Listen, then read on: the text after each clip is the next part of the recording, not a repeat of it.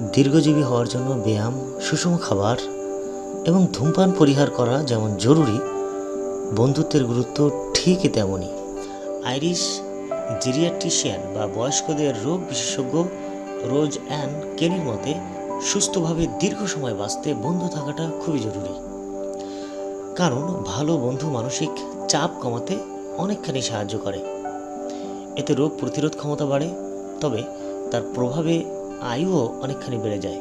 ভালো বন্ধু বানাবেন কিভাবে তা নিয়ে মনোবিজ্ঞানী জুলিয়ান হোল্ট লুন্ডস্ট্যান্ড তার বইয়ে দুটি উপায়ের কথা বলেছেন। একটি হলো পরিবার, বন্ধুবান্ধব এবং প্রতিবেশীর সাথে আপনার ইতিমধ্যে যে সম্পর্ক আছে তা শক্তিশালী করতে পারেন। এজন্য তাদের সাথে বেশি বেশি সময় কাটান ও যোগাযোগ বাড়ান। আর দ্বিতীয়টি হলো, তবে আপনার যদি এমন বিদ্যমান সম্পর্ক না থাকে তবে নতুন সম্পর্ক গড়ে তুলুন। এজন্য বাড়তি প্রচেষ্টার প্রয়োজন। আপনার সাথে মিলে যায় এমন মানুষ খুঁজে পেতে অনেক মানুষকে যাচাই করতে হতে পারে।